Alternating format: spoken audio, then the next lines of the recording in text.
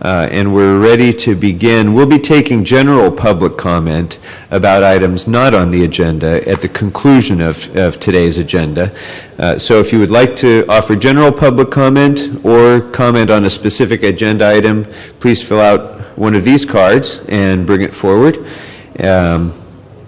We're going to be hearing the responsible banking ordinance first, and colleagues, without objection, I'd like to hear items 1 and 2, actually 1, 2, and 3 together as a single item. So, folks, if you'd like to bring your cards forward, we have so far about, well, looks like about 35, 40 cards or so. So in the interest of moving the agenda forward, I'd like to ask that you limit comment to 1 minute per speaker. And we're going to start with the public comment on this item before we have staff presentation. So we'll just proceed and see if we can get through all these cards. I'm going to put a cap of 1 hour on comment on this item. Oh, I'm sorry, Mr. Alarcon is here. Mr. Alarcon, welcome. I'm going to put a cap of 1 hour on this, on public comment on these items. I think we should be able to make it through in that amount of time, but 1 minute per speaker, and we'll start. Actually, that's a good idea. Item number 4 right now on the agenda, I would like to offer as a consent item. I don't think there are any speakers on number 4. And without objection from any of my colleagues, item number 4 will proceed on consent, and that will be the action of this committee. All right, let's go to items 1, 2, and 3 then, and we will start with Ann Williams, followed by Julie Levine. Would you like me to run through the agenda items first, just so the 1, 2, 3, just the announcement. So the first item 1 was continued from December 5th, 2011. It is a CO report, a city attorney report, and draft ordinance relative to a comparative analysis of the 3 proposals for responsible banking ordinance. Item 2 was continued from November 21st, 2011, which is a CAO and CDD report in response to motion Alarcon Rosendahl relative to the implementation of the responsible banking ordinance and excluding from the qualified list for city bond programs any financial institution that the city believes to have committed financial wrongdoing within the past 5 years. And item 3 was a Los Angeles Housing Department report relative to foreclosure initiatives and programs in the city of Los Angeles. Thank you. Ms. Williams, before you begin, Mr. Kretz? I wasn't quick enough on the draw, but I have some questions about item 4, so I would actually like us to include that on the agenda. All right. Well, without objection, then we will consider number 4 at the conclusion of this item. All right. Ms. Williams, welcome. Good afternoon. I'm Ann Williams with the Central City Association. On behalf of our membership and the Valley Industry and Commerce Association has also asked us to represent them here today.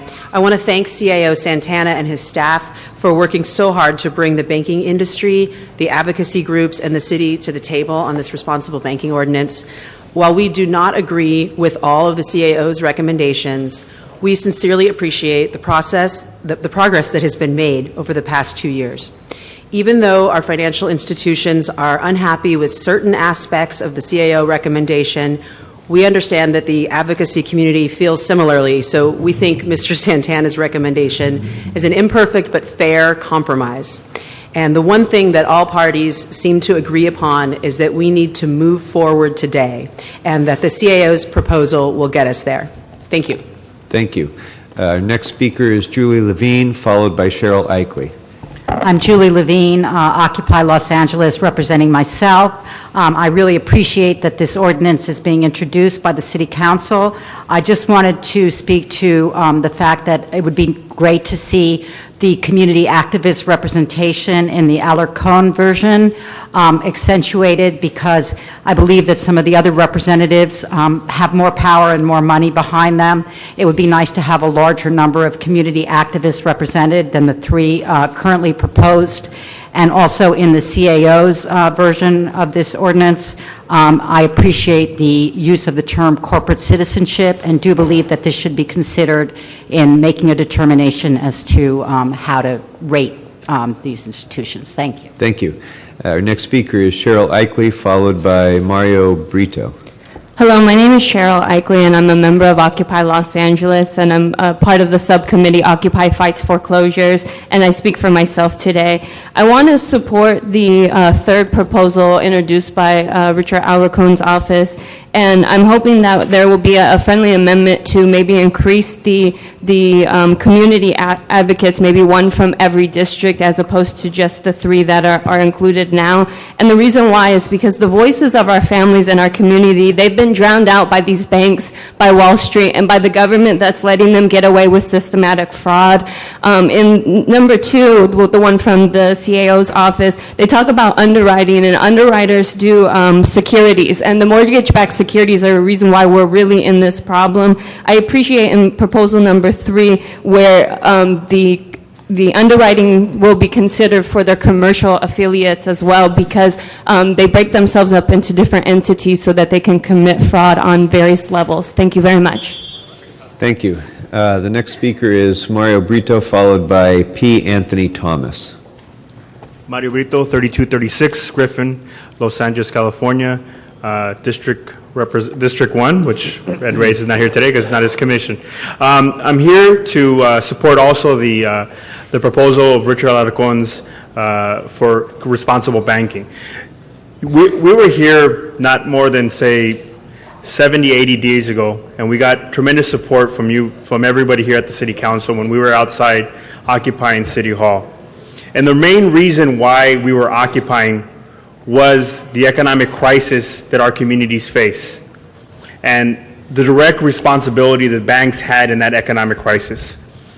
The compromise that the CAO's office has is not sufficient enough. We need to make sure that not only depositors are held responsible, or at least we know the information, but every bank doing business in the city of Los Angeles. I urge you, as in the spirit of the, if I may, in the spirit of the Occupy movement, in the spirit of people in Los Angeles, in the spirit of the civil rights movement, that you hold all banks accountable, not just the depositors. Thank you. Please. Thank you. We're joined also, I neglected to mention, I apologize, by Councilmember Bill Rosendahl. Our next speaker is P. Anthony Thomas, followed by Alan Fisher. Mr. Chairman, I have some documents to be submitted to members of the committee, if I may. Thank you, officer. Good to see you as well. And good afternoon, Mr. Chairman and members. Anthony Thomas, representing the Los Angeles Area Chamber of Commerce. Members, we have for 2 years been consistent in our concerns over the responsible banking ordinance.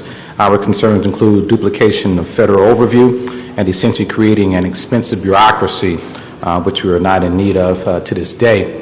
Furthermore, it reallocates city personnel and resources when they are already, to the best of our opinion, stretched at best. The proposed ordinance also puts city fiduciary responsibility at risk, requiring staff to negotiate the best outcomes for taxpayers. The CAO has proposed what we believe offers a compromise that we support here today. The recommendation does not include a scorecard nor a rating system. Both will be duplicative on existing federal reports. The Chamber of Commerce still believes that the ordinance is unnecessary. However, if a version of the ordinance must go forward, we support the CAO's recommendation and to some degree believes that provides the best balance as possible. Thank you, Mr. Chairman and members. Thank you. Our next speaker is Alan Fisher, followed by Liana Molina. Mr. Chairman, members of the committee, members of the public, I'm Alan Fisher, Executive Director of the California Reinvestment Coalition. We're a coalition of groups across the state working around finance. And I'm concerned with the second proposal that it is not broad enough in its participation, that it is not specific enough in terms of the underwriting. I don't think the corporate citizenship criteria gets enough into the questions of how communities are served. And I don't think that it should be every institution that operates in LA that you should reach out to, but certainly everyone that you're going to do business with. And I don't think the committees should be separated. I think it's really one set of questions that should be looked at. I do want to say I think it's positive that JP Morgan Chase has agreed to share data, and I hope all the other banks will do that. Thank you. Thank you. Next speaker is Liana Molina, followed by Steve Askia. Good afternoon. I'm Liana Molina. I'm also with the California Reinvestment Coalition, and we're here this afternoon to express our support for the Responsible Banking Ordinance. Also, I echo many of the comments that have been made, particularly around the disclosure of data from all institutions. It's critical that we understand how these banks are performing, what the relationship is with residents and communities here in Los Angeles. So the proposed ordinance is a great first step. We would encourage the city to do everything you can to use this information to really push the financial institutions to perform better, particularly around foreclosures, loan modifications, and other lending practices. I also want to add that we are working on similar issues across the state and other cities, and hope that LA does pass a good ordinance that can be used as an example. I also want to add that we'll continue to work with community groups and other advocates to use this data to advocate for better community reinvestment. Thank you very much. Thank you. Our next speaker is Steve, I'm sorry, is it Askia or Askin? It's Askin. Thank you Sorry very much, about Mr. that. Chairman, Yeah, members of the followed committee. by Yvonne Maria Jimenez. And I'm here as Research Director of Good Jobs LA, and I want to echo and provide some additional support for the statements of the last few speakers on the necessity of a responsible banking ordinance which covers all financial institutions, whether they take deposits or they engage in other business with the city. I'm just going to share some statistics, which I think are very important. I will share with the members of the committee a map, which some of you have already seen. As currently written, as proposed by the CAO, this ordinance would require disclosure only from Wells Fargo, the only significant depository institution for the city of LA. Research that we've done has shown, and these are minimum figures because we got a small snapshot of pending foreclosures in the city.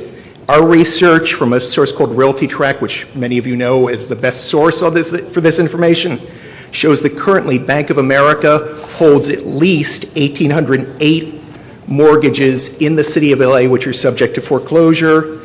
Bank of New York Mellon, 816, and it goes on. We need to cover them all. I will leave additional information for the members of the committee. Thank you. Our next speaker is Yvonne Maria Jimenez, followed by Rose Gudiel. Good afternoon, committee members. Yvonne Maria Jimenez, I'm the Deputy Director of Neighborhood Legal Services, a member of One LA. And first of all, recognition of Councilman Alarcon, who's championed the responsible banking ordinance for some time, and also commending the council members who have given the support. We do think this is a good first step towards a good responsible banking ordinance for the city. So we commend the CAO working with our groups. I think it was a very fair process. We do feel that there is room for improvement, that there should be more disclosure of information from the banks, and also the diversification. The city of Los Angeles needs to act as a good consumer and diversify their funds in the banks that they use. I also want to echo the last speaker's notes with regard to looking at Bank of America. Bank of America is the master servicer for the city of Los Angeles. They service over 90% of our loans in foreclosure. The city council really has to bring their political will to the table to bring Bank of America here to ensure that they're working with the community that to date they have not done. Thank you. Our next speaker is Rose Gudiel, followed by Samuel Chu. Hi, my name is Rose Gudiel. I'm here representing ACE. There's dozens of homeowners that we see in our communities that are being foreclosed on. This is impacting our community through losses of property taxes and increase of costs for the emergency response and code inspection. I'm an example of a home that was going to be foreclosed on, but through my stand with SEIU, ACE, and other organizations, I was able to stay in my home through the pressure that was put on the banks to do the right thing. But why should homeowners have to go through this to get something that they already qualify for? So we're here, I'm here representing ACE, saying that we believe in this responsible banking ordinance. It's a good first step to publish the information for how these banks are operating in our communities. But we also need to make sure that they get implemented and it gets published quickly so that we can use it. Thank you. Thank you. Our next speaker is Samuel Chu, followed by Michelle Schacht, looks like. Mr. Chu, welcome. Good afternoon. Thank you for taking this opportunity to take up this issue. I want to just echo the supporting what Councilmember Alarcon and the CAO office and Miguel have done a great job in putting together many pieces. And I really want to focus on this, that the context of what we're talking about here isn't just about punishing one particular institution or one particular community. The responsible banking ordinance is about restarting the economy here in Los Angeles in a way where everybody plays their part. And I think part of what we know is that specific data like the number of foreclosure and how we're reducing those numbers in the principal reduction program that this council and the LA Housing Department have done together with the community is the key to reigniting the economic activities here in Los Angeles. And that is about restoring the trust not only in banking institutions, but in public institutions in general, where we know that this institution of the council can stand and work for the interests for the city and for the people. So thank you so much for considering this. Thank you. Our next speaker is Michelle Schacht, followed by Suzanne O'Keefe. My name is Michelle Schacht, and I'm here with Occupy Los Angeles, a subcommittee as well, Occupy Fights Foreclosure, and a Los Angeles homeowner who's slowly becoming aware of the silent firestorm of swindle. The San Francisco County Recorder's Office audit recently demonstrated widespread fraud, and that fraud and swindle is a business model that's being used by banks, and we need to move our money from those banks, and a strong responsible banking ordinance will allow us to do just that. Thank you. Thank you. Next speaker is Suzanne O'Keefe, followed by Carlos Marroquin. Good afternoon, everyone. I'm Suzanne O'Keefe. I'm also with Occupy Los Angeles and Occupy Fights Foreclosures. Just to reiterate what some of the others have said, Paul Ting, the Recorder's Office, found in San Francisco County, the recently announced audit, that 99% of the foreclosures had questionable activity, that 84% had clear violations of law, and over 66% had 4 or more violations, clear violations of law. This is why we need a responsible banking ordinance. We need to move our money from these institutions that are using fraud as a business model. Your constituents' homes are being stolen from banks that do not legally own them. And this is a very important part of being able to stand for your constituents to say, this city is not going to do business with these banks. I appreciate that this is before the council, and I want it to be as strong as possible so we have our stay. Thank you. Thank you. Our next speaker is Carlos Marroquin, followed by Scott Santa Rosa. Yes, my name is Carlos Marroquin. I'm with Occupy LA, and I'm a homeowners advocate, and I cannot begin to tell you how many families call us on a daily basis crying for help. The fact is that the banks are not helping the people, and it is an outrageous crime that they have been committed against the city. We urge you that you remain strong, that you continue to put these ordinances, rules in place so that they can begin to start doing the right thing for the Angelinos all around. Thank you. Thank you. Our next speaker is Scott Santa Rosa, followed by Rabbi Ron Stern. Good evening. My name is Father Scott Santa Rosa. I'm the pastor of Dolores Mission Parish in Boyle Heights, a largely low-income Latino population. We are members of LA Voice, composed of 25 congregations throughout the city, 30,000 families in 6 council districts. And we speak today in support of the current proposal of the CIAO of the Responsible Banking Ordinance. The last time we were here, we were asked the question a few months ago, what's the urgency, what's the rush? But we know that since 2005, families of color, African American and Latino families have lost half of their household wealth. So time is of the essence for our families, and we believe we need to move forward with this proposal. Thank you, Father. Next speaker is Rabbi Ron Stern, followed by Yolanda Brown. I'm Rabbi Ron Stern. I'm from Stephen Weiss Temple. I speak on behalf of the CAO's version of the proposal for the responsible banking ordinance. I'm here to basically make it clear that this issue is not just a problem of East LA or South LA, that this is a problem of all of LA, and that by asking the banks, requiring the banks to bring into the light their conduct in our community and letting our organization have the information in a timely fashion, we'll be able to encourage the banks to behave in a manner that reflects the interest of all of Los Angeles, to make sure that this data is available and we'll be able to make judgment and know how things are going. And hopefully what we'll do is encourage our banks to behave in a responsible manner, because we know that that has not been the behavior in the past. Thank you. Thank you, Rabbi.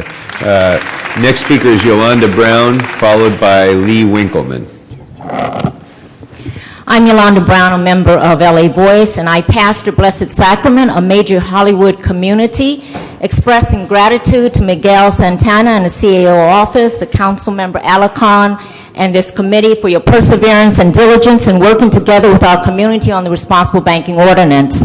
As a former bank executive, I am grateful to JP Morgan and other banks for their letter of support and partnership, and I pray that other banks may have vision and courage to see that investing in a community is good for all and is good business sense. Thank you.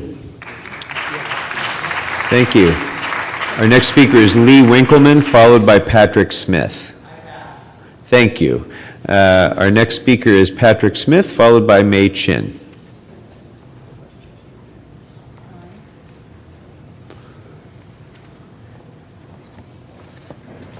Good afternoon. My name is Patrick Smith. I'm a member of ACE. My wife and I live in the 11th district. My wife is a nurse at UCLA Medical Center, and I have worked in the electronic industry for more than 30 years.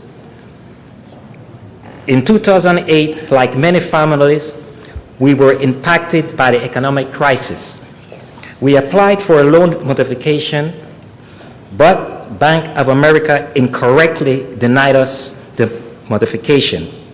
After I joined ACE, I was able to get them to reconsider me for a modification, but they should have done it right in the first place. Every time someone like me needlessly loses their home, the city lost also money. Homes values go down, property taxes don't get collected, and crime goes up. We need the city to consider which banks are responsible before investing our money into them. Okay, the proposed ordinance is sir. a good step in the right direction to make banks accountable for their wrongdoing. Thank you very much. Our next speaker is May Chin, followed by Michael Banner. Hi, just wanted to say that I support the responsible banking ordinance. Me and my family have been personally affected. We are both professionals. I'm a licensed architect. My husband's a tenured professor. We bought a house in 2006. It was not our fault that we got laid off and had to deal with budget cuts and were having problems paying our homes. We were behind 2 months, and Citibank just refused to work with us. They filed a foreclosure notice on us after almost a year, and we started paying after we were able to get a regular paycheck. It took a broadcast on National Public Radio, and there was a guy who had a connection at the U.S. Department of Treasury who we talked to, and they basically got the banks to listen to us, and within a week they started calling us, and they got our modification done. But till the very end, till we finished our trial period, they were trying to get us to fail and send us late notices when our payments were due. We finally got it done, and that's why it's so important that we have this banking ordinance. Thank you very much. Our next speaker is Michael Banner. Mr. Banner. Good afternoon. I'm Michael Banner. I'm the President and Chief Executive Officer of Los Angeles Local Development Corporation. I've spoken here before, and I'd want to support the third proposal by Councilman Alarcon. I think any proposal that you put forward as the city council that doesn't do a couple of things. One, scoring is a good thing. You're dealing with an industry that evaluates itself, its customers on a daily basis. It takes scores. Most bankers, and especially the guys who run the bank at the very top, will tell you they all do better when they keep score. So don't be afraid of that. It's something to be embraced, and that's how you improve performance, by measuring things. The other thing that I think is critically important is financial institutions are changing, and they have changed over time. So to bifurcate a bank from an investment bank of some kind or create this two-tier thing is probably not in the long run in your best interest, because you don't know what a financial institution is going to look like in another 5 or 10 years. If somebody is regulated and they're a bank holding company, they should conform to whatever you decide to do, and don't bifurcate this. Thank you very much. Now, at the outset, I indicated we were taking up items 1, 2, and 3 together. That included the public comment on those items, but there are a number of speakers who have already spoken, who've submitted cards. If I wasn't clear about that, I want to give you the opportunity to speak again if you wish, but if you would like to pass so we can move on to the discussion, that's fine too. So let me just read out the names, and if you would like to come up to speak, come on up and speak again. Michelle Schacht, Yvonne Maria Jimenez, Samuel Chu, Cheryl Eichley, Suzanne O'Keefe, and Carlos Marroquin. Thank you. On item number 3, the LHD report, we would like to recognize and commend the staff, Doug Swager and his staff at LHD, who's worked very closely with Neighborhood Legal Services on this Los Angeles Mortgage Modification Program. One thing in the report, however, indicates that Bank of America has not yet identified any eligible borrowers. The fact is that Bank of America has not wanted to make any of them eligible for this loan mortgage modification program in CD 6 and 7, which was the pilot. Again, Bank of America is a master servicer in the city of Los Angeles. They need to be brought to the table to work with the city and its residents in the loan mortgage modification program and to provide principal reduction to Los Angeles City residents who qualify for it. The city of Los Angeles has $2 million at its disposal to give away. It'll be a shame if the city council does not bring Bank of America to the table to participate and sends that money back to Washington. Thank you. Thank you. Again, I'm Samuel Chu. I'm president of the Industrial Area Foundation affiliate 1LA here. We represent about 65 different community organizations. And the plan that is the LA Housing Department has developed marked one of the first plan way before the federal government responded with the policy that they are now using in terms of principal reduction. And I want to commend Mr. Cardenas and Mr. Alarcon for putting those pieces together early on. And I think that this is the moment now where, based on these data, we need to really put all the policy like responsible banking ordinance in the context of the foreclosure numbers, and those are the kind of data that we really need, working together with the housing department staff and with this council. And I know that Mr. Rosendahl has been one of the most vocal leaders on issues about foreclosure, and these kind of numbers and the data that are coming through from this report, as Yvonne Maria Jimenez talked about, we need more clarity and transparency so that we can really restart the housing market and support the families that are here represented today. Thank you. Thank you. Thank you. I appreciate the extra time. I just wanted to reiterate that it is very important that we understand that this loan modification process is a front. They are not modifying these loans. Most of the banks do not have clear title anymore to these properties. They've been securitized and they cannot find who the appropriate owners are, and they haven't recorded them in the county properly, so they don't really have anything to modify. That's why they are not modifying them. So this is part of the reason that we have to investigate these banks. We have to bring them to justice. We have to give these people back their homes. And this is part of the process that we have to force the banks to start doing what they need to do, which is coming clean. And that's part of the reason that we need to pull their money out of them. Thank you. In 2007, I won a case at the LA Superior Court awarding me title back to my home. I had over $300,000 of equity, and Bank of America was not the bank that I had a loan with. They successfully evicted me from my house, even though that I had a court order awarding me title to my home. This is the kind of crimes that these banks are committing, and I urge you to be strong against these banks. The problem is all inside your head, she said to me. The answer is rather easy if you take it logically. I'd like to help you in your struggle to be free. There must be 50 ways to loathe your lender. Call it a fraud, Rod. Call it a swindle, Wendell. Threw us under the bus, Gus. Listen to me. You know it's broken. Fix it now. We need banking responsibility. Okay, thank you. Now, Mr. Alarcon, Mr. Alarcon, Mr. Alarcon, Mr. Alarcon. Richard. Before we proceed to staff presentation, would you like to make an introductory comment? And before you do, since you're not exactly a public speaker, Mr. Alarcon, I'd like to go ahead and close public comment on this and turn the floor over to you. Thank you, Mr. Chairman. It's been a long road on banking responsibility ordinance, but I think with the overwhelming issues that have faced us economically over the last 2 years, we've found that the council and indeed the CAO's office have come to a position where they have an opportunity to act on the ordinance. Just to not go over some of the rhetoric that we've had in the past, you all know that we've had tens of thousands of foreclosures in our city. You know that this issue is essentially an issue of caveat emptor.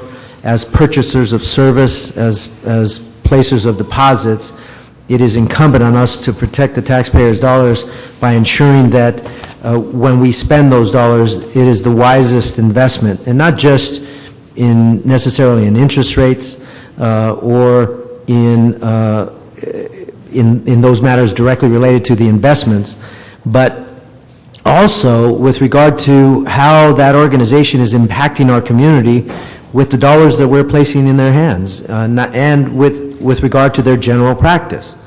So I think that, and I've always used the story about when the earthquake hit, I went to buy water at the local liquor store on San Fernando Road in Sylmar, and they charged me $20. That was the day of the earthquake. They charged me $20 for a gallon of water in 1994. I've never been back to that store to buy anything, and we're in the same position as a city.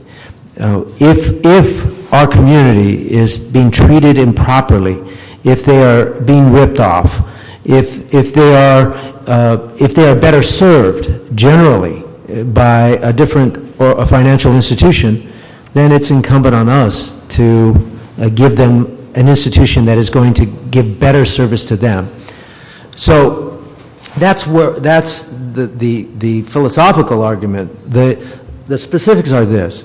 The CAO and I essentially agree on most of their recommendations.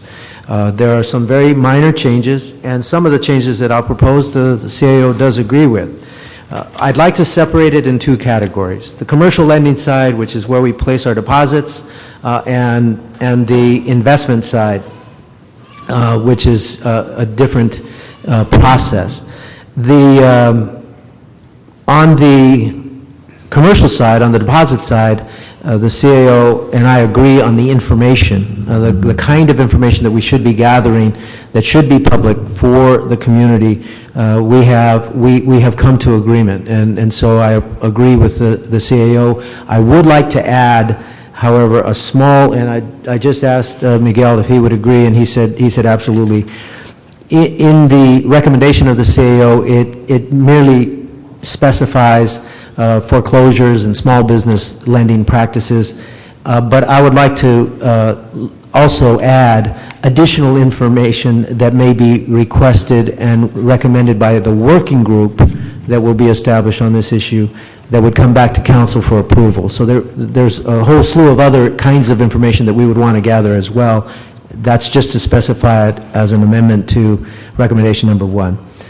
On recommendation number 1, where we disagree is very simple. it's a very simple understanding of our disagreement, and that is, I believe that we should rate the banks. We should score them. The CAO disagrees. And I think that it's a matter for the council to decide. I strongly believe that as the spenders of the taxpayers' money, it is our responsibility to measure the performance of those that we are conducting business with regard to how they participated in the foreclosure crisis and where they rank amongst other folks in the industry. So I will leave it to you. I will strongly recommend the scoring procedure. The CAO essentially says we'll provide the same information that I'm requesting, except it will not be scored. One other minor change, if I can remember it, I'll come back to it when I remember it. On the investment side, the CAO has recommended that we gather the information, that the information is limited because the participants in the investment side are very different. So you have small business investment firms like Ed De La Rosa and Associates, and then you have Bank of America, a subsidiary of Bank of Merrill Lynch, a subsidiary of Bank of America competing. So it's very difficult to measure apples to oranges. Nevertheless, we would be the first city in the nation, I believe, to even look at information. So I'm willing, and I have agreed to forego the issue of scoring relative to the investment side as long as we gather the information. And the information would be developed by recommendation of the working group that is incorporated into the recommendations as well. I've agreed to the composition of the working group, and we'll work with Miguel Santana on that composition. He has agreed to incorporate reinvestment organizations. There's essentially 3 major reinvestment organizations in the state of California. I don't remember them off the top of my head, but I told him pick any 2 to work in the working group, and that's fine. And he will make that determination. He has agreed to do that without a problem. So we essentially have a broad agreement. The one amendment that I forgot on the deposit side is at this time we only bank with one bank. And Miguel and I actually I asked him, why is it we only have one bank? And he actually said, well, I don't know. And it seems to me that we would create more competition and we would stimulate better banking activity if perhaps we had multiple banks that we deposit in. Essentially, any given day, we may have $300 million in a bank. And at this time, our banker for deposit purposes is Wells Fargo. Now, we don't know whether that's the smartest from a business perspective or whether we fell into that because when we had Wachovia and Wells Fargo purchased Wachovia, and now we end up with one bank. But strategically, I think the council and the mayor should at least get a report as to why we have only one bank and why we shouldn't have, would it be a better strategy to have more than one bank? And I believe we should have more than one bank because in the process of applying for deposits, I think it would open the doors to more banks coming in to compete, which I think gives us a greater selection. And it would increase each bank's opportunity to be a recipient of the money. Bottom line is, when you have a lot of money, I don't know too many wealthy people that put all their money into one bank. I don't think as a city of Los Angeles we should do the same. You need to hedge your bets a little bit, and I think we should work with the Department of Finance and Treasurer just to get a report back. So the final amendment, and I believe Miguel will agree, is to get a report back from Department of Finance, Treasurer, and the CAO as to whether or not it's in the city's best interest to have one bank as carrying our deposits. I should correct myself. There are 2 other banks involved. That's part of the CDARS program, but those are very small amounts, $5 million each, and essentially we have one bank that holds $290 million and two others that hold $5 million each. But if we could get that report back, I think that would be a good addition to this report. I think the public is really demanding this. This didn't, I introduced the motion more than 2 years ago, but it wasn't until the outcry from the public that really focused the light on this. I think the public feels that they have not been served well by banks, and at this particular time. They feel that they have been cheated in some respects, and in fact, we have seen many financial institutions, including banks and other institutions, that have been convicted of everything from bid rigging to other kinds of bank fraud, and we need to hold them more accountable. This is not a measure to punish anybody. This is a measure of responsibility that we should have as purchasers of service on behalf of the taxpayers. And all we're doing is getting more information. I hope that you will agree with me that we should score that information. But whether or not we score it, I believe that we've taken a giant step forward in terms of developing accountability from financial institutions that we should hold accountable for the millions, hundreds of millions of dollars, and billions, in fact, that we invest and that we deposit in their institutions. So with that, I want to thank so many people, particularly the CAO. He's got new religion in the last 2 years.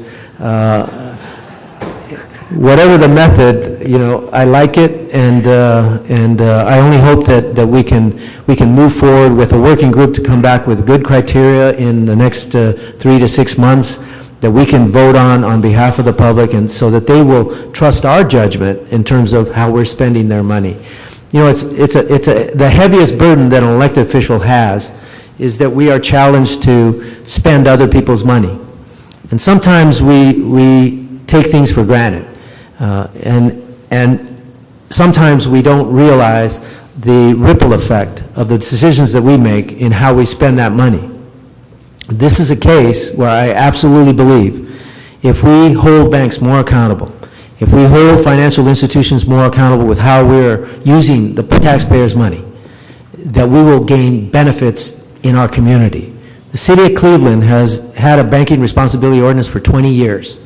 And over that time, they've generated $10 billion in additional investment as compared to cities of the same size that do not have responsible banking ordinances in their part of the country. And so I know that the squeaky wheel gets the grease when it comes to financial institutions.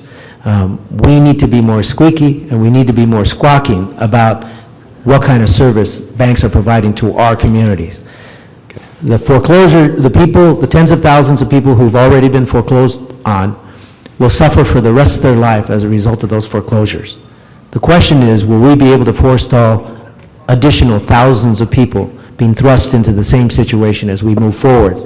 And if we can save a couple hundred, if we can save 1,000, maybe even 10,000 people from foreclosure, I think that could be the most valiant thing that a city council and mayor can do for our city. And I think it's good for our economy.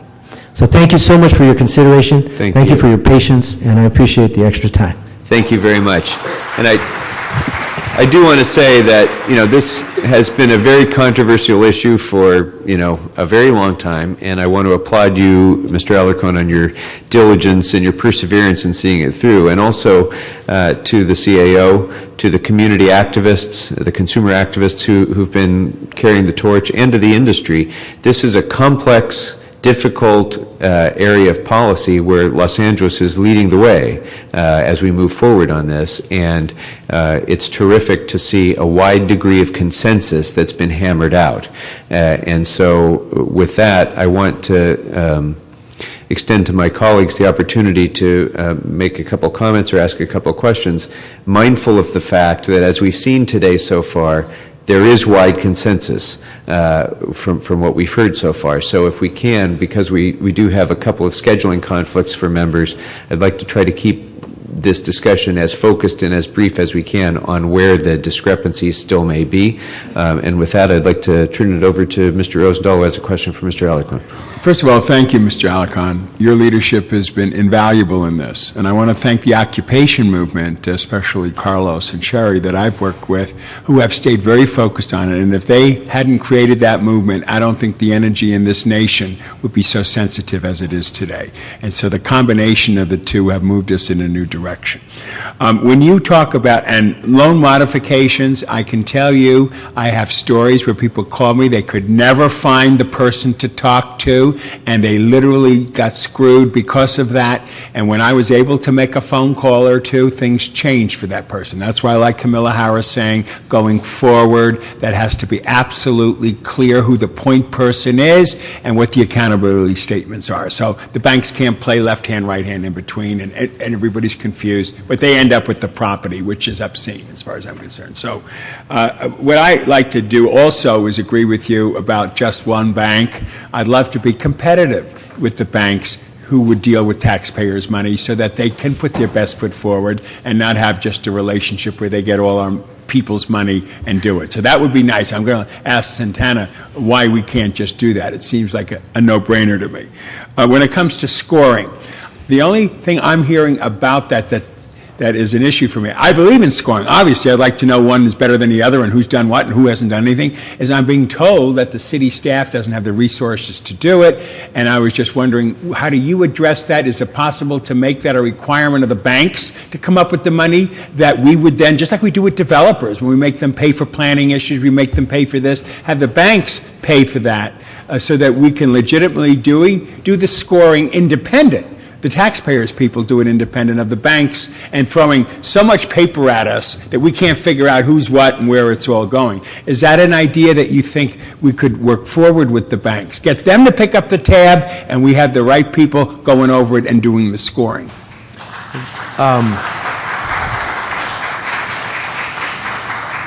In the two most prominent cities that have scoring as part of their banking responsibility ordinance, Cleveland and Philadelphia, and they've been doing it for 10 and 20 years respectively. Right.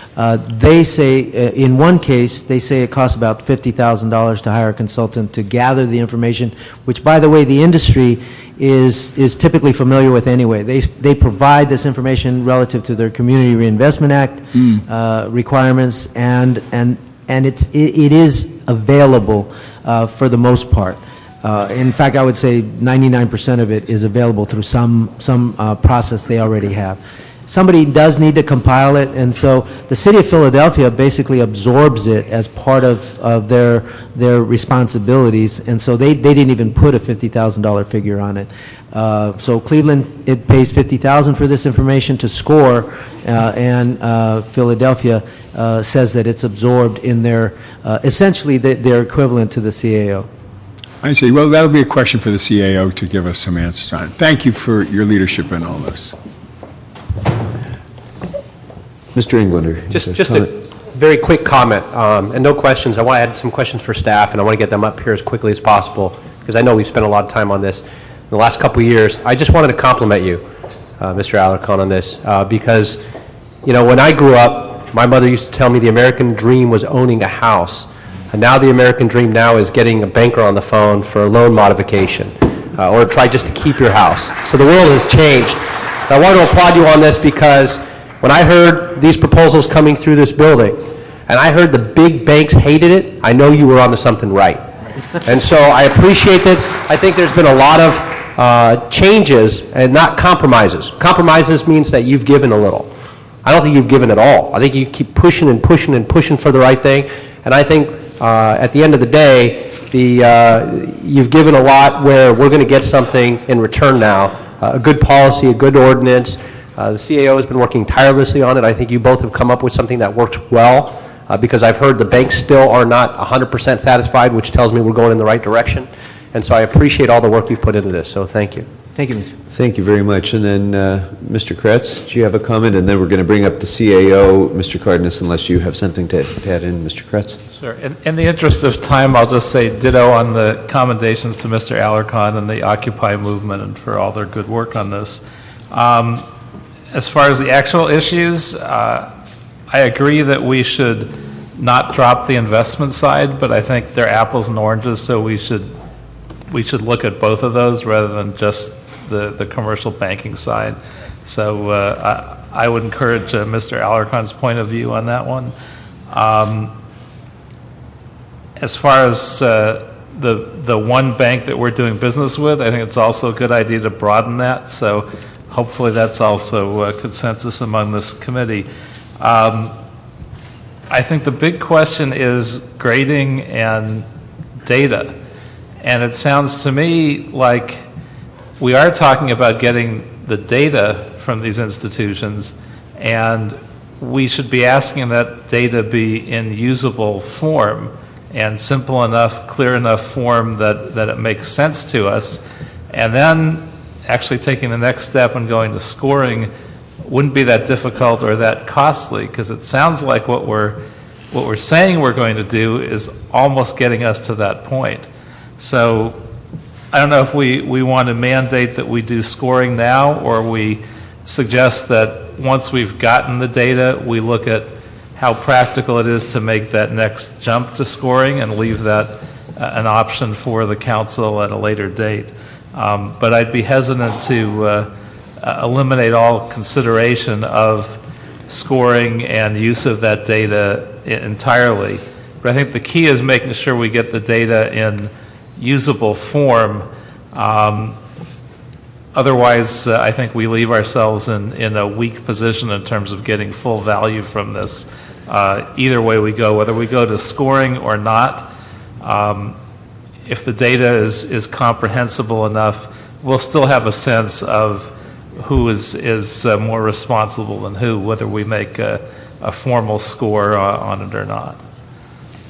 Okay, thank you very much. I'd like to invite Mr. Santana and staff to come up now and offer a report on where you are with this now. And Mr. Santana, if you might, also work into your comments a response to Mr. Kretz's point about the usability of data and the possibility of holding a scoring system of some kind open as an option for the future once the data starts to be developed and we see how it comes in. So if you will, please. Certainly. Miguel Santana, CEO. What you have before you is two reports. The first one we released on the 17th. The second one we just handed out, which in addition to the letter from JP Morgan, we also received a communication from Bank of America stating that they support providing information and talked about that. So I think the banking community is starting to respond to the concerns raised by your council. I won't go into details of the report. I think Councilman Alarcon did a good job sort of summarizing the common ground that we've been able to reach. The one point that continues to be a point of where we haven't is in the area of rating banks or providing them grades. And there's several reasons why I'm recommending against doing that. The first is capacity. You know, there are a number of different agencies, federal agencies, nonprofit organizations that do this work every single day. It's part of their core mission. It's part of why they're established. And they have the capacity to engage in the evaluation and the regulation of banks. This is not a core mission for the city. What we're asking is that we be smart consumers, and like any consumer, we ask questions, we gather information, and we use that information as part of an overall package of issues we look at when we select who we partner with. But we do not recommend actually rating the institutions. The second issue is that it's a little misleading because the grades would only be given to those banks who do business with the city.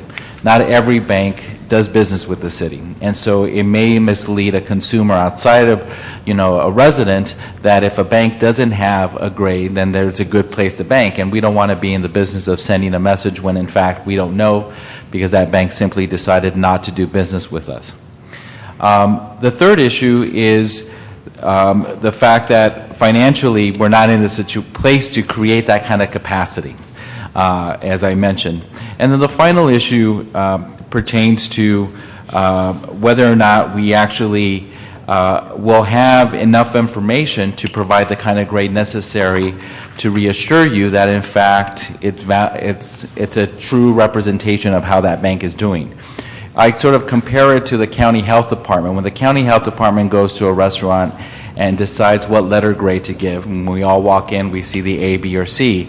They don't do that just by information that is sent to the county health department in writing. They actually go in, they investigate, they determine, they have a set of criteria in which they look at the surroundings, they test the water, they look for a variety of different issues, and it's that assessment, both the written portion as well as the visual portion and the audit of that institution that ultimately establishes what that letter grade is. If we're going to be in the business of regulating banks, then we need to be able to stand by the grade that we give them and have the capacity not just to do an assessment of information, but actually to go in and audit those organizations to make sure that in fact the grade is something we could stand on and withstand any kind of legal challenges that perhaps some of the institutions would carry out. So for those reasons, we don't recommend going into the regulation business. But we do recommend, as you stated, Mr. Koretz, is that the information we get be accessible. I always say that if it needs to be accessible enough so my parents could understand it when they look at it. It has to be clear, it has to be in simple English, it has to be organized in a way that's accessible and direct.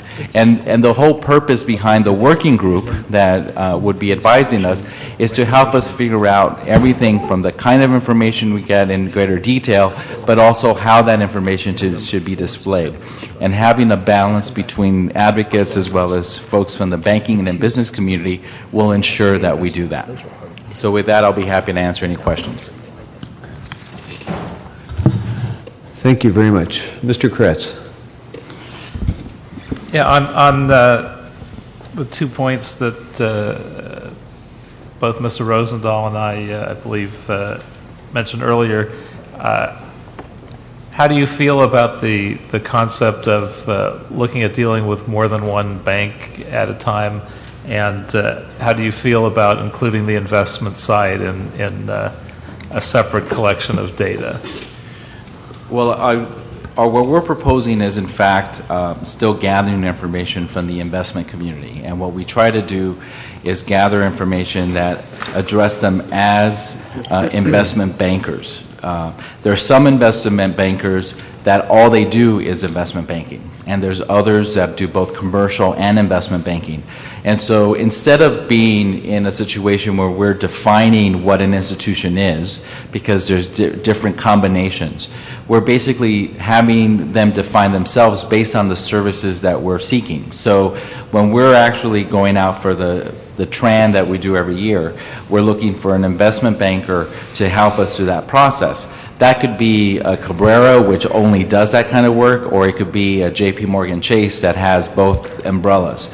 But in that context, we'll be looking at them as strictly as investment bankers from the JP Morgan side. On the commercial side, when the treasurer does an RFP for another bank, or when we actually go out for letters of credit, which is a form of commercial banking, we will, in fact, we may still get a JP Morgan Chase to respond, but we will now be requiring them to provide us information based on their commercial banking practices, and that includes their foreclosure information, information on small business loans, and all the other issues that we outline in our report. So we're not letting anybody off the hook. Now, the truth is, for many of the larger institutions that are both investment banking and commercial banking, they're very likely to compete for our commercial banking business. So that information for those larger institutions is going to become available through that process. And so, but it's whether or not we're going to require it under the investment banking side, because again, not all bankers do that kind of business. So we're not looking at ranking or reviewing and gathering data on only the commercial banking side, but we're also, under your proposal, going to at least get the data on the practices of the firms that we do business with that only do the investment side. We're asking on both the commercial and investment banking, just the information we're asking is different based on the kind of work that we're asking for. And on the other idea of looking at going beyond just one bank? I'll defer to the treasurer. Yeah, I'll address that. Jan Zatorsky, Assistant Director of Finance. As Councilmember Alarcon stated, the city does bank with one main banker, Wells Fargo Bank. It was the result of a 2008 RFP. The city did divide into two entities. We selected Wachovia for a large portion of our business and Wells Fargo for three departments: Library, Recreation and Parks, and Department of Water and Power. When Wells Fargo purchased Wachovia, they took over that other portion of the business. So that's why we're in the situation we're in now. The current contract we have is good through June 2013. We have 5 one-year options on that contract, but certainly we have the option to parcel out by department, by other methods, to unbundle certain services, and look at other providers. So is there anything we need to do by motion in terms of what we pass out of this committee today to facilitate that, or? Well, I think Councilmember Alarcon asked for a report back. I mean, we certainly can give you our concept. We do consider it a best practice to have more than one bank. I think that's certainly, there's no opposition to that.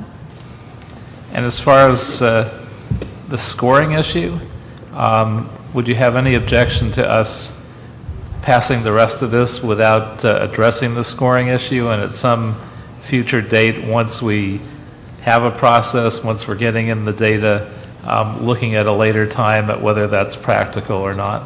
Yeah, I think that would be our preferred option. We do have a resource issue of staffing, and we still need to look at how we're going to do this first process and collect information and publish it. But as far as the scoring, we're not in a position right now to have the resources or the expertise to actually provide scoring. How long do you think it would take before we reach the point where the data was coming in and we had a sense of whether that would be practical or not? Again, I think our concern is that the kind of infrastructure that we would require would be one that not only looks at the information, because banks will be basically self-reporting. We would want to verify that information is true. We would actually want to be able to investigate and audit and ensure that what they're telling us is in fact accurate. Otherwise, we run the risk of actually creating a score that could be challenged or appealed without the basis of which to do it from. And so I think that what we try to do here is, as was stated by both the advocates and the banking community, is come up with a compromise that, like any good compromise, no side is completely happy, but allows for a framework to still adopt a responsible banking ordinance and have the city be a smarter, more effective consumer. Part of the other objective is to send a message, and I think by even today's actions and the actions for the last several months, you have sent a message. The fact that both Bank of America and JP Morgan are actually now in the position of stating that they will present information and don't have an issue with that is a long way from where they were even weeks ago. So I think that it's important to maintain that balance that we've tried to keep, and so that would be my recommendation at this time.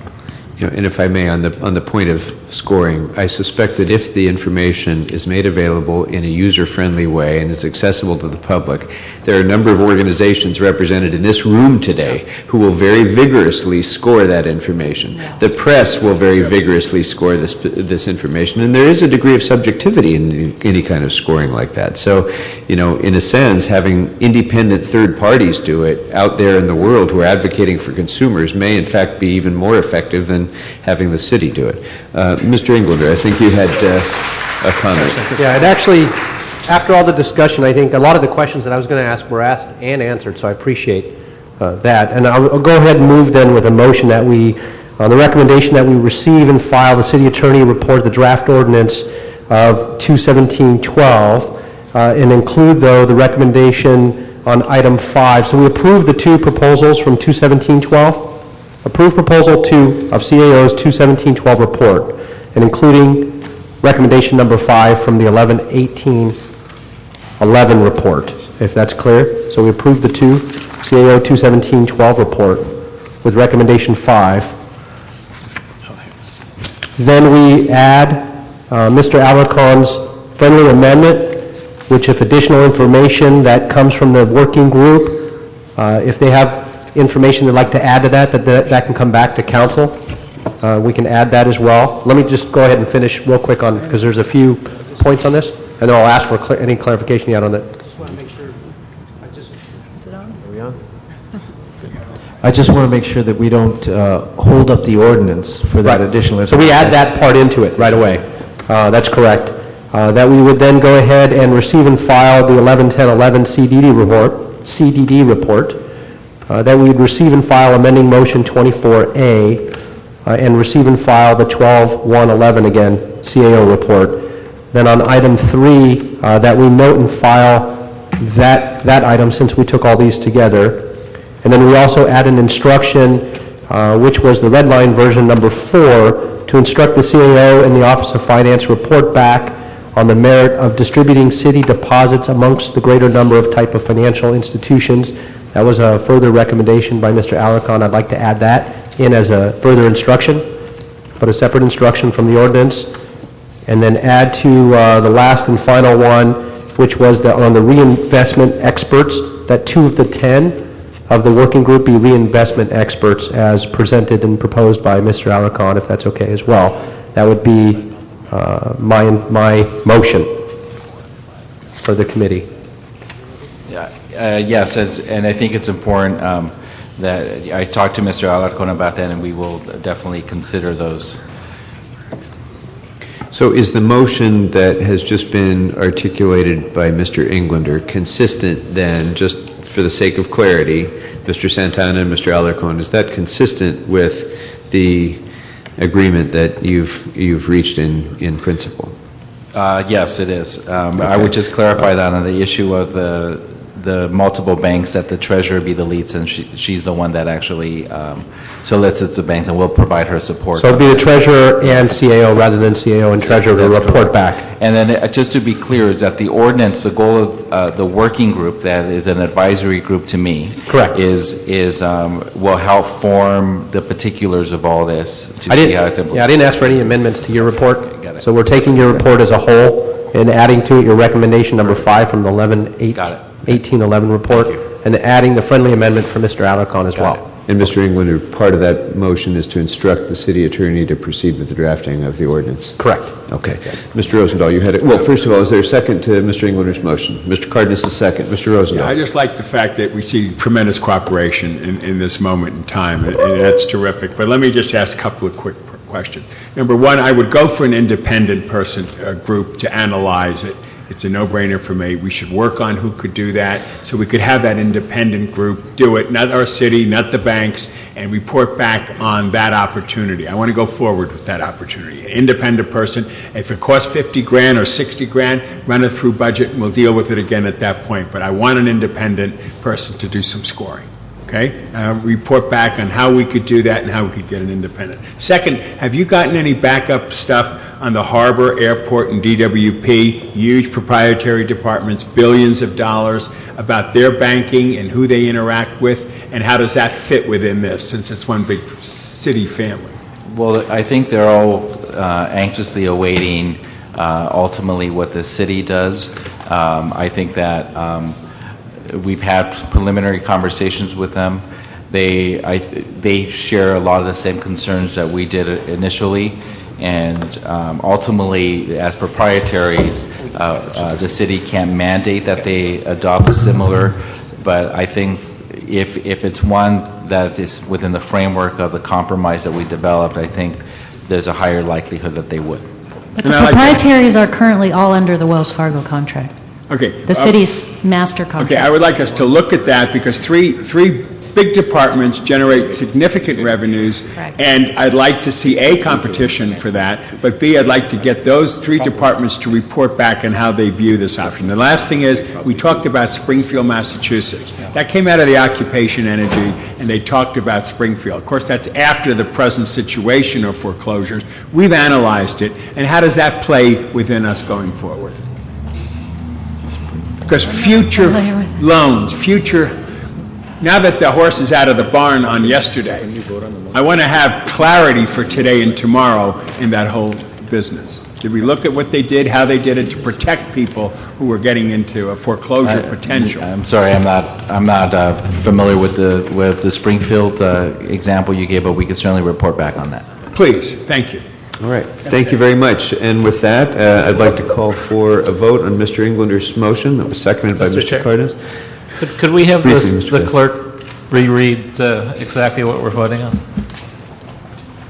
All right.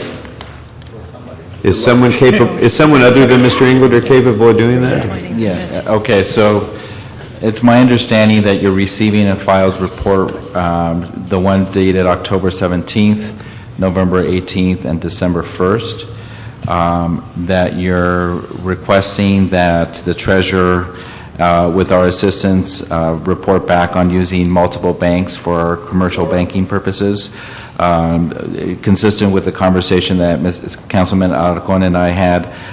There will be experts within on the working group, CRA experts specifically for that purpose. And let me make sure I captured everything here. There was one technical change that I'll actually like to add is on 1B to add the word "and" between home and small. There was a word missing there. And I think that captures all of the items. There was just the friendly amendment. I think the 2 other friendly amendments. One was that if there's additional information from the working group requests, that they can go ahead and request that back to council. And the other one that Mr. Alarcon asked for 2 of the experts of the 10 that were appointed to the group for the investment. Yeah, If you got that as well. one point of clarification is that it was our intention to have the working group provide assistance in the drafting of the ordinance, and we're going to convene that working group as soon as possible because we have various issuances. So I know there was a discussion to try to have the ordinance drafted by February 29th. Obviously, the working group won't be able to meet before then. I just want to clarify that it will be coming after that. I think it's important that the working group have the opportunity to weigh in. We're not going to have an ordinance drafted by then anyway. I think we need to proceed with this vote and then move forward with the instruction to the city attorney that will be voted on by the council on the 29th, and we'll bring it back to council after working group input on the ordinance. Okay, everybody clear? All right. All in favor say aye. Aye. Opposed? And that will be the action of this committee by unanimous vote. Congratulations, Mr. Alarcon. Excellent work. Mr. Santana, Ms. Zatorsky, thank you very much. Thank you, Mr. Cardenas. Yeah. All right, that brings us to item number 4. Sure.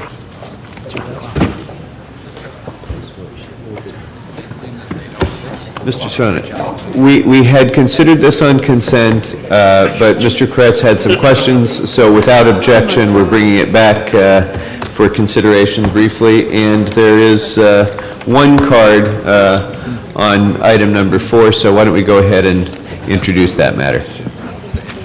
Sure. Item 4 was a motion that Alarcon Korean requesting the city attorney to prepare an ordinance amending Los Angeles Municipal Code relative to the city's parking occupancy tax to include commissaries in the list of exempted parking facilities.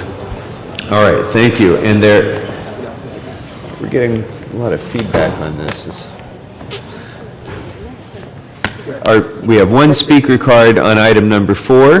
That is Phil Stefano, and I'd like Mr. Stefano to come forward, please. Is Mr. Stefano still here? Mr. Stefano? All right, well then we're going to, Mr. Kretz had a question on this, so if staff can come forward, if we have staff here on this matter, and then we'll hear from Mr. Stefano if he's back.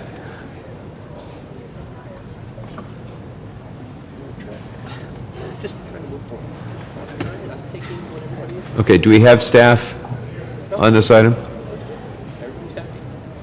I think from the CEOs, it's just me. I don't think we have anyone from the Office of Finance. All right, well then why don't we go ahead with Mr. Kretz's question while We Mr. do have Stefano is finance. working his way up. Mr. Kretz. I'm sorry, we do have, I think, Finance here as well. Okay, please. One moment, please, Mr. Stefano, if you will, please.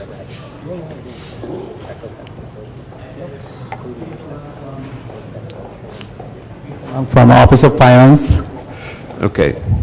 Did you want to have a presentation before you ask your question, Mr. Kretz, or? A basic question to start, and if you don't have the answer, maybe Mr. Alarcon could, if he's still here, could give the answer. It wasn't entirely clear to me in the staff report exactly what the problem is that we're trying to address by this action. What exactly is the problem that food trucks are facing? There's one taxpayer operating a food truck within the city of Los Angeles, and under the ordinance, they're subject to collect the parking occupancy tax from the customers and remit it to the city of Los Angeles. According to them, they're not supposed to be subject to the POT because they're not operating a parking facility. That's the issue. So what happens? What are they operating? What's the process? Well, a food truck is stored or parked in their facility wherein they clean the food truck. But under the ordinance, they are operating a parking facility because a motor vehicle is parked or stored in their facility. And they're supposed to collect the POT from the occupants of the facility. And what will the impact be on our budget, if anything, by making this change? As of now, we are unable to provide the information for us to how much is the fiscal impact because we're not aware of the business operation of the other commissaries or food truck businesses. So they haven't been charging this previously? I'm sorry, sir. They haven't been, no one's been paying this tax up to now on these commissaries, it sounds like. No, we don't have that. Okay. Thank you. Okay, thank you. Okay, Mr. Rosen, sir, if you can, please. We're not quite finished yet. I just have three Mr. questions, Rosendahl. rather quickly, okay? How many commissaries are located in the city? From what we are informed, there are a total of 4 to 5 commissaries operating inside the 45. 4 to 5. 4 or 5? At least 4, but there are 5, I think, but we were not sure if how many. There are 4 to 5, not 45, 4 to 5. Like 4 or 5? Yes, 4 or 5. Okay. What is the dollar amount that these parking lots generate to the city of Los Angeles? We don't have that information right now, sir. Can you get it? Yeah, we will provide it. Well, no, isn't the answer zero? I mean, the answer is that the tax is not being collected now, so there is zero impact if we put this moratorium in. Isn't that the correct, isn't the whole point of this that these commissaries are not being treated like parking lots now, so the tax is not being collected? So isn't the answer to that question zero? We have done an audit on one of the commissaries, and we were able to establish that they're operating a parking facility, and then so the audit resulted in an assessment for the taxpayer because they're not collecting the POT from their occupants. So there is money being generated? I'm sorry, sir. Is there money then that's being generated? Yes, sir. Yes. Yes. Do you have any idea how much? I don't recall, sir, but I can get that Well, could you information. get that answer too before council? And last one is, does this money, assuming now that you said there is money, go into our general fund or does it go into the special parking revenue fund? I think it's going to the general fund. Okay, find that out too before we vote in council. Yes, sir. Thank you. Okay, any other questions? Mr. Yes. Englund? I've got some serious concerns about this, actually, so I'm just trying to get an understanding of this. So basically, parking these vehicles on these lots that we would normally charge a POT for, the parking occupancy tax, we're asking that we're We won't charge that tax now because it's being utilized for a different purpose.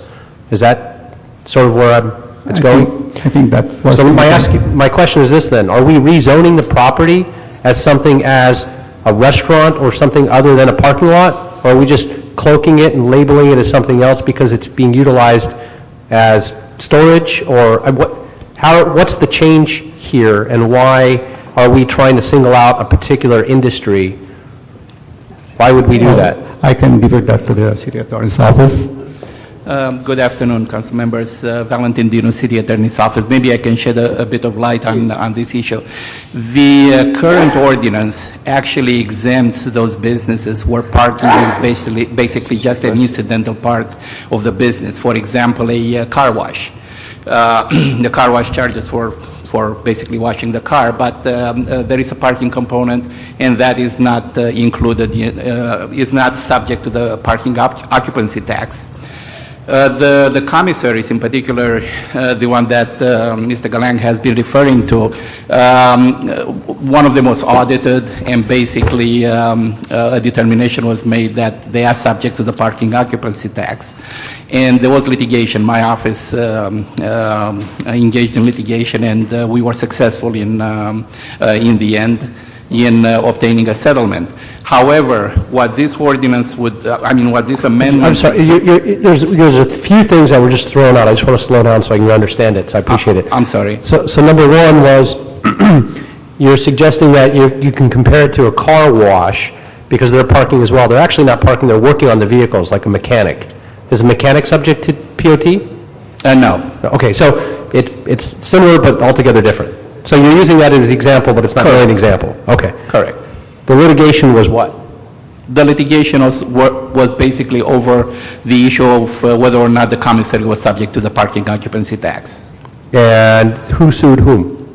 We did. Okay. The city did. So that they should be? That they should be, That correct. they should pay it? Correct. And they're parking these vehicles not while somebody's working on it. This is the overnight storage? Is where they're parking it overnight? Part of it is storage, and part of it is while they are working on it. The way I understand this subject matter is the food trucks.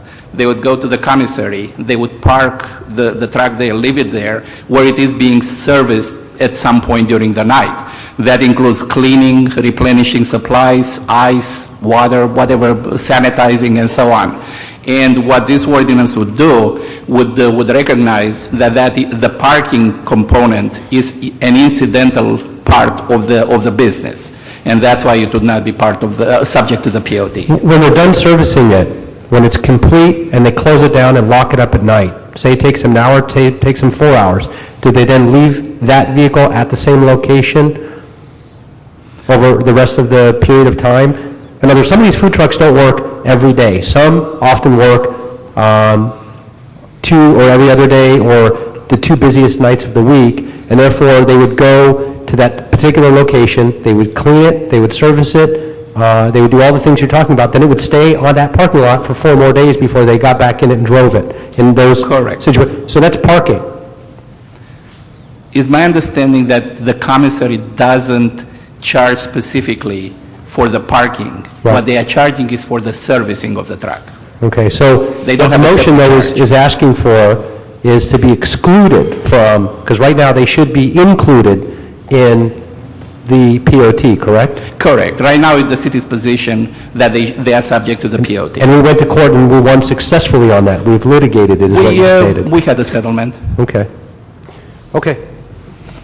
So just to reiterate, since we're trying to draw a distinction with the mechanics example, a truck is parked there for 1 day or 2 days or 3 days or 4 days, regardless of the length of time, the truck is going to pay the same rate for the servicing that it receives while it's at that.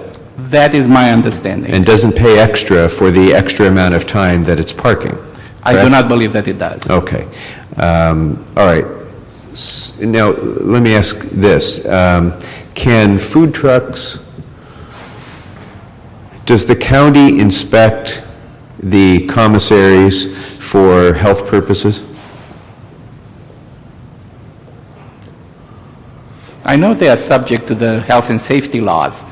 I do not know if they are inspected, though. Okay. So when the trucks are utilizing commissaries to restock their food, that allows them to receive food from an entity that is subject to public health inspections. Correct. The commissary, I understand. They wouldn't be otherwise. Right? There's no countywide or citywide program to pull over food trucks on the street and inspect them for health conditions, right? I am not aware of any. There may be. Okay. Sir. Hi, Edgar Burr, Assistant Director, Office of Finance. I apologize. I was listening in. I don't know what transpired in the last couple of minutes, but just wanted to provide some clarification. Currently, to the best of our knowledge, the Office of Finance is not aware of any food truck commissaries that are remitting the parking occupancy tax. The issue has come to our attention through enforcement action on one particular entity, which unfortunately we are not able to disclose the individual tax liability related to that entity.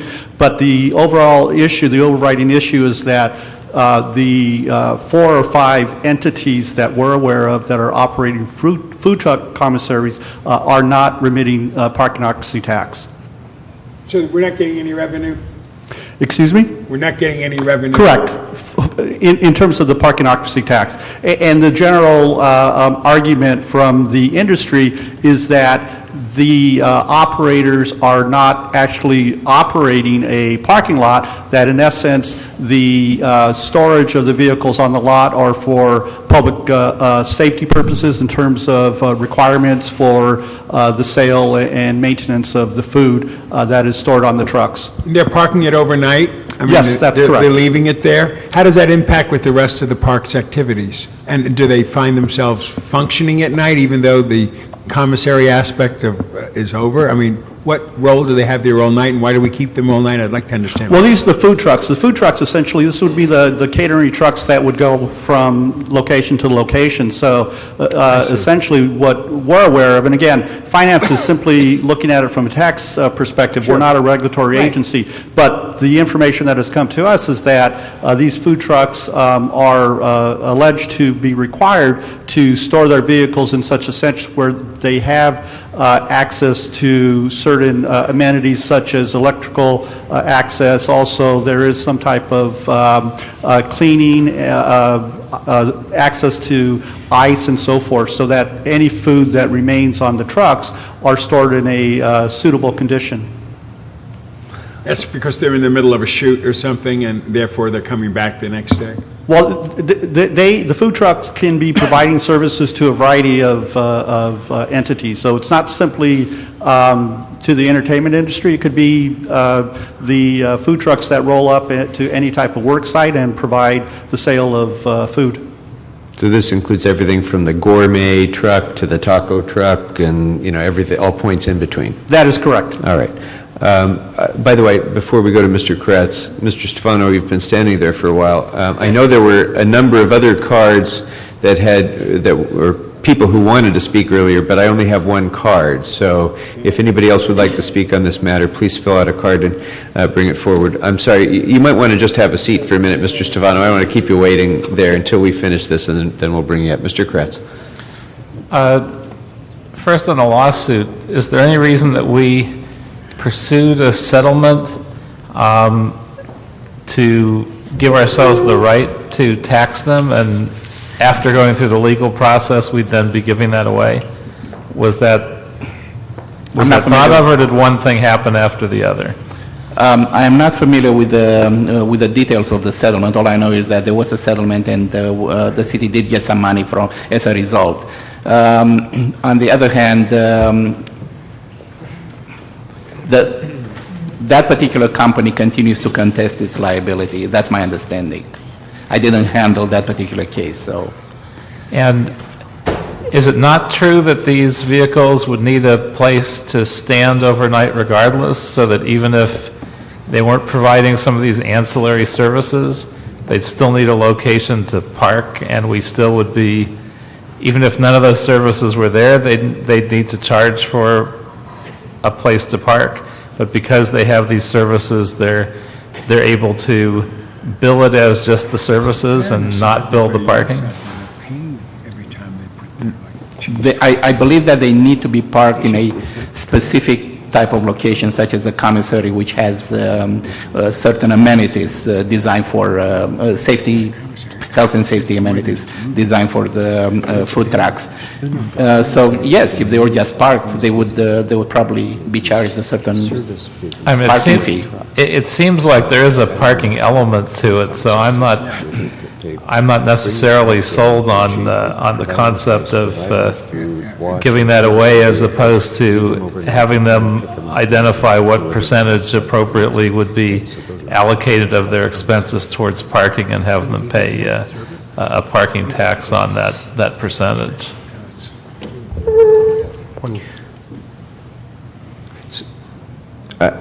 I should clarify that the Office of Finance has asserted the position, and we believe rightfully so, that the food trucks, the commissaries that are operating these lots, these storage lots, are subject to the parking occupancy tax. I would defer to the council office and the motion in terms of requesting the exemption. The Office of Finance cannot speak to the reasons for the request for the exemption, other than what the taxpayers that are involved in this particular industry have brought to the forefront in terms of their concerns about being taxed and their concerns that, in their opinion, they're not operating a true, what you would call a historical parking lot operation.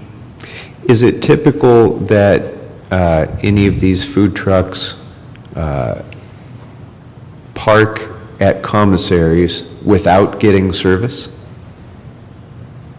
In some cases, what we are aware of, that some food trucks that are not in service are stored overnight without a charge being applied to that storage. Right, and they're not charged for that parking. That's correct. So what I'm saying is, do trucks come to these lots and park without getting food or washing or service or ice or electrical plug-in or any of the other commissary services that are provided? Or in other words, are the commissaries marketing themselves and providing service as a parking lot alone? Not to our knowledge. Okay. Mr. Englander.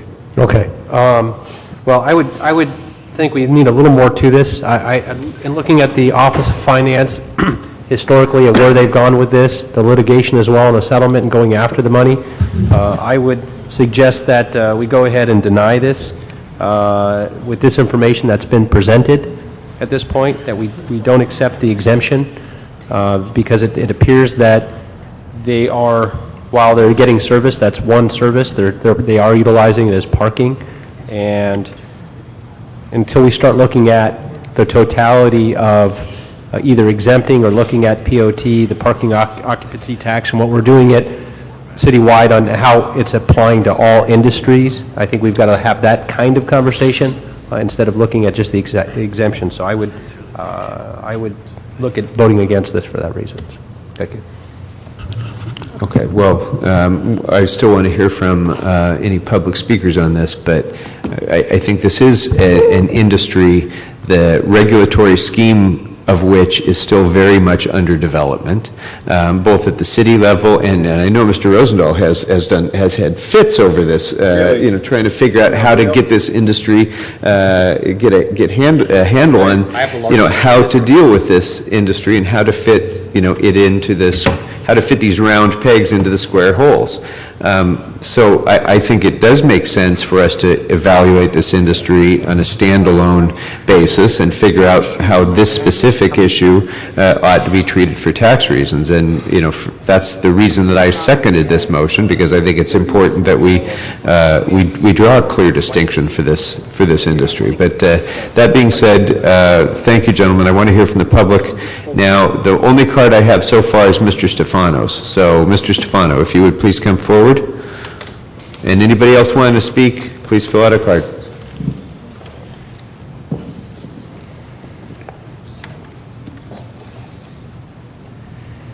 Thank you. Good afternoon. 2 minutes. I can't read the clock, but this will be a 2-minute time limit. Okay, I'd like to first point out that there are only 5 commissaries in the city of Los Angeles. Thank you. There's only 5 commissaries in the city of Los Angeles that we are dealing with here, none of which charge for a parking fee, nor ever have charged for a parking fee. We charge for services. We sell food as a market, just like Costco, Smart & Final, Ralph's, Vons, and many other markets that we compete with. Those markets are all exempt from the parking tax. If I go to Costco, they do not count how many hours I park there. If I'm there more than 3 or 4 hours, they charge me a parking tax. It just happens that the lunch trucks by the state, regulated by the state of California, by the health department, have to be cleaned and serviced daily at a commissary. The health department wants to be able to come to that commissary any day and inspect any of those trucks so that they can keep an eye on them and make sure that they're healthy. No one charges a parking fee while a truck is not in service. No one in the industry does that. They're only charged for services, and I feel that by charging the commissaries, such as my own, a parking occupancy tax, that we're going to pay a tax that our competitors are not having to pay. This would be an incredible financial burden on us, already competing with those markets, as well as other commissaries located just outside the city of LA. We do pay city tax on the food that we sell and also on the services we provide. We already are paying a city tax and always have been since, even though this parking tax was developed in 1990. Thank you. Okay, thank you. Mr. Kretz, did you have anything else? I wonder if I could ask the gentleman who just testified. Mr. Stefano, if you... So I would have to say the difference in a way between going to a Costco and going to your facilities is you provide overnight parking for people in addition to providing the services. So that's an additional service. Probably most of the people that participate in using those services are partly using them because of the convenience of not only being restocked but getting free parking as a result. So I'm wondering how much of a competitive advantage you have because you get to provide the parking, but then you're not charging you're not assessing that to your customers. I'm not sure I follow you. That we have an advantage because you have an advantage if we had you charge a parking fee in terms of how you bill them, and then we charge 10% of that. You would then be in a way not having a competitive advantage over the people that don't charge parking, because you'd be providing that overnight parking, but you'd be charging them a certain amount for it. Okay, my argument would be that if a lunch truck goes to Food for Less or Costco and spends a couple hours there shopping, they don't pay a parking tax. I'm not sure I understand how we would be advantaged by the truck's parking. First of all, a normal lunch truck goes out for probably 8 or 10 hours a day selling their goods. Then they come back to the commissary and probably take 4 to 5 more hours of services. And so when you're talking about parking, I think you're thinking of this as the trucks parking overnight. Right. There are trucks that go out and work till 3 o'clock in the morning, and I don't know if you want to call that parking overnight. Let me just ask you this. What do you typically charge a truck for coming in any of these? You charge anything? For doing what? For being part of this program. Explain your business model. When a customer comes in a truck, what are your services and what are the charges? Right on. We charge for services, we charge for picking, we have a service that comes by and takes all the grease that the trucks use when they're cooking, and they dispose of the liquid grease. Also, we have washing facilities where the trucks wash their trucks, and we provide the water that they wash the trucks with. The solid trash, they create tons of trash every day. We also provide potable water in lines that are designed, that are okayed by the health department, that are specifically bring the water to the trucks in a healthy way. We also, let's see, what else do we do? We provide electricity. The health department, the rules of the health department will not allow a lunch truck to park anywhere other than a commissary, such as my own, and plug in for electricity. They have to be at one of these commissaries. So the entire time that they're there at our commissary, they are plugged in using our electricity also.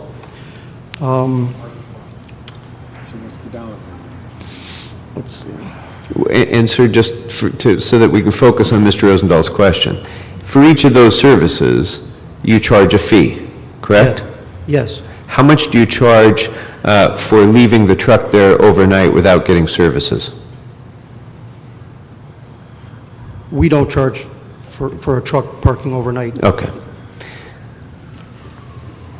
Yeah, what do you charge during the day? I mean, what does it all add up to for a truck? I'd say typically in the city of LA, probably those services come to approximately $30 a day, $150 per week. That would be typical in the city, I think. Those services come to hundreds of thousands of dollars per year for each commissary. And I'm aware of the action that was brought up against Eagle.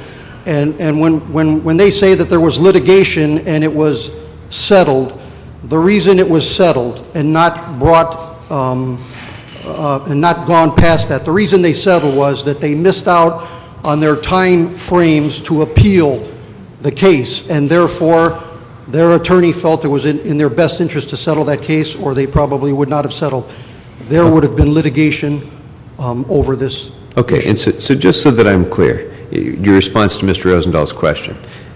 The commissaries do not charge trucks for parking. The commissaries do charge for the services that are rendered, and the business pays tax on the revenues derived from those services, correct? Absolutely correct, yes. Okay. Mr. Kretz. Do you know if, obviously there are commissaries in cities surrounding Los Angeles, and those cities, most of those cities probably also charge a parking tax. Do you know if any of those commissaries are charging for parking or paying a parking tax in other cities like Culver City? I am not aware of any commissary that is charging a parking fee anywhere in the county of Los Angeles. Are you, and presumably that means you're not aware of anyone that's paying a parking tax either? That is correct. Okay. No one has ever paid a city of Los Angeles parking tax. Okay. Ever. Okay. Any other questions, members? Okay, thank you, Mr. Stefano. Thank you. You know, members, from my perspective, you know, if you have an apartment building and you provide a parking space to your residents, that commercial enterprise has a car that's parked there, but you're not deriving revenues from parking. You don't pay a parking tax. The mechanic example was raised. That car could be there for 2 weeks while the car is being serviced. The mechanic is deriving income from those services and paying taxes on that income, but he's not charging for parking and he's not paying taxes on parking. To me, this is a business model that's based on service, not space. And just like our parking lots don't provide services from which we derive income and therefore we have a parking tax, this is the reverse. This is a business that provides services, and oh, by the way, in order to provide those services, the vehicle has to be left there to be serviced. So to me, it's very clearly not a model, a business model that fits into the parking description even. So to me, this is quite clearly a different kind of business model that needs to be treated in a different fashion. Mr. Englander. I just asked for some more information that I received, which was that the storage lots, anybody that's parking a large vehicle at a storage lot, whether or not the storage lot is charging a fee to park there or not, is paying a parking tax. Private property that is only for the use of those people that live there, as you gave an example, which was an apartment or something like that, that's correct. But if it's a storage lot, if these vehicles are being used, yes, they're getting service, but they're actually also being used. In other words, when they're done being serviced like a mechanic, you don't leave the car there for 2 weeks or a day or 2 days. You come pick up the vehicle, and it's not a regular incident that happens every single day. Again, some of these vehicles, as it was stated on the record, are not utilized every single day. Oftentimes, they're utilized 2 or 3 times a week only, particularly those that are only doing private parties or in the entertainment business, and therefore they are actually treated more as storage. It sounds like it's really a double-edged sword. It could be looked at both ways. So I think it's a little more complicated, and it's not black and white. There's some gray areas. But I would lean on the issue that it's while that may not be charged for storage, that's built into the price, because there's a price of owning the property, there's a price of servicing the vehicle, and so I just want to bring that clarification that the storage lots in the city of LA, anything that you would pay for storage as well, whether they gave you that for free or not, is paying a parking fee. Right, parking tax. but the distinction here is that you have businesses that are paying tax on 100% of their income right now. They are deriving zero income from the vehicle being there. They're deriving 100% of their income from the services provided to those vehicles, and they're paying taxes on 100% of that income. So it's really, we're trying to either force them into a new business model because the city can somehow mandate to them how they should run their business, or 2, we're going to double tax them.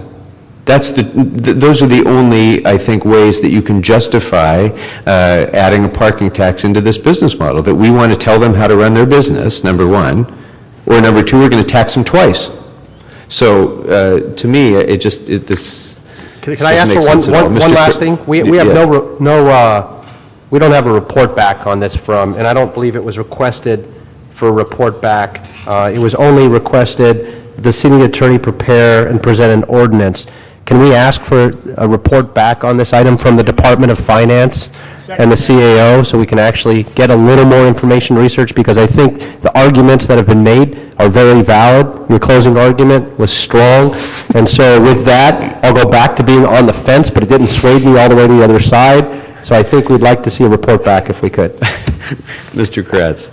Thank you, Mr. Englander. I would agree with the request for a report back, and it's a very edgy issue. It's really right on the edge because there clearly is a parking component to this. It's pretty ancillary to the job, but the fact is overnight parking is a service that's part of the total package.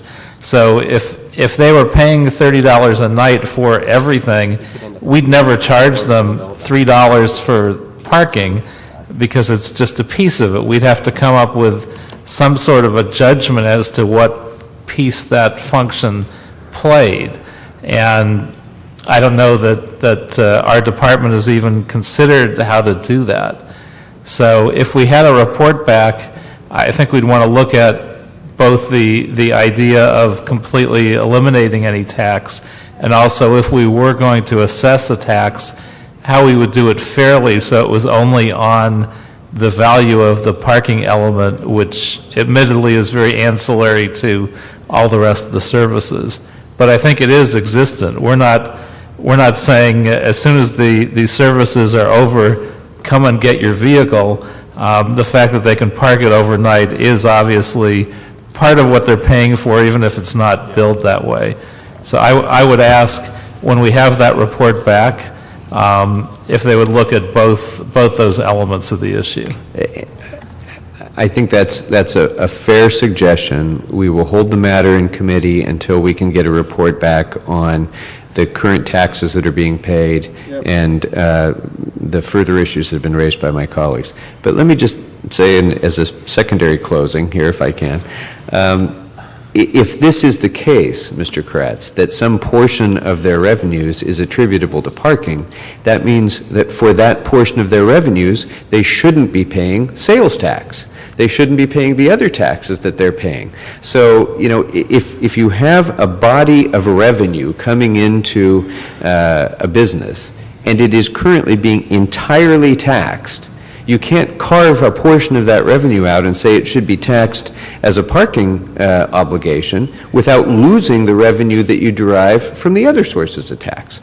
So, Mr. Chair, I'm fine to hear the report back, to hear that comparison made, but you know, I think it's clear that if you're already paying tax, they're already paying business tax and sales tax and all the other taxes that they're paying, carving out a portion of that necessarily has to cut into that. I would totally agree with you. So obviously that's information we need to get back as part of this report. That's fine. If we're deriving taxes on every single element of that, then I agree. There's no logic to charging them a parking tax as well. If some of these are services that they're not being taxed on, then I think that might be more of a viable thing to consider. If they're paying something on every single element of this, then I think it probably would be unfair to find an extra tax to add to it.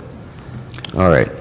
If I may, Ed Cabrera, Assistant Director, Office of Finance, once again. I just wanted to make two clarifications. First, with regards to the park and occupancy tax, the park and occupancy tax is not a tax on the food truck commissaries. This would be a user's tax that would be charged to the food trucks for their occupation of space on the food truck commissary. So it is not a tax on the commissaries themselves. Secondarily, with regards to... But wait, who would be collecting it? The tax would be collected by the commissaries. Right. But it would... And it would be on a portion of the revenues that they're collecting that's part of the total body of revenues that they're bringing into the business. Correct. Similar to every other parking lot operator. Parking lots are required to collect and remit to the city, and the parking occupancy tax is based on the parking charges that are charged to the occupant of the user of the space.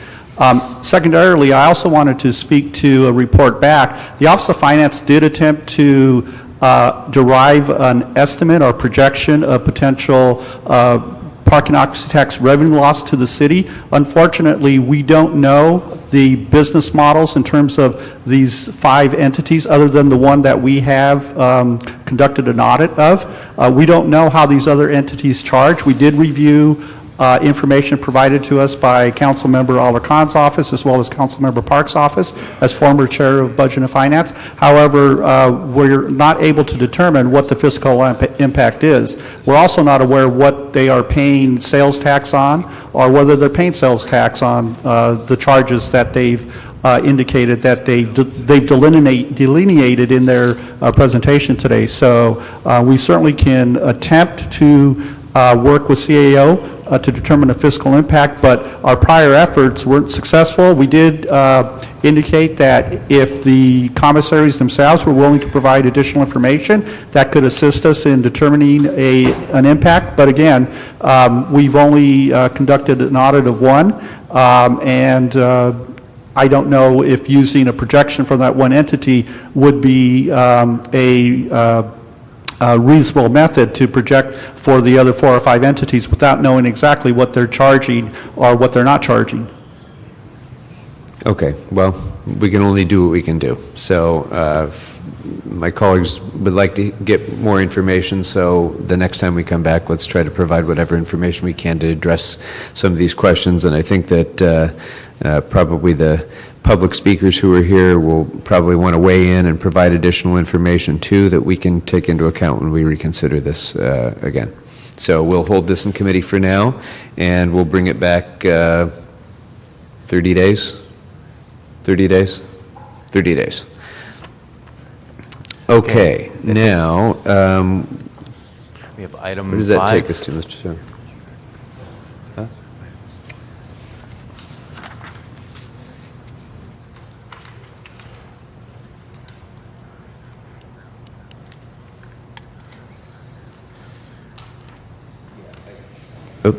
I think items 5, 6, and 9 can be dealt with on consent. Okay. We don't have any cards unless colleagues, you have any questions or concerns about 5, 6, or 9? Let's go ahead and, without objection, we'll move those forward on consent, approve items 5, 6, and 9, and then items 7, 8, and 10, I'd like to receive and file without objection. So without objection, that'll be the action of the committee. And where does that take us to now? That will now take us to the closed session items, starting with item number 11. Okay, very good. Before we go to closed session, we did have a few general public comment cards, which I'd like to go ahead and get out of the way if we can. Cheryl Eichley has left the room. Is Ronnie Clark still here? No? Ethel White. All right, then that will close public comment as well, and we can go into closed session.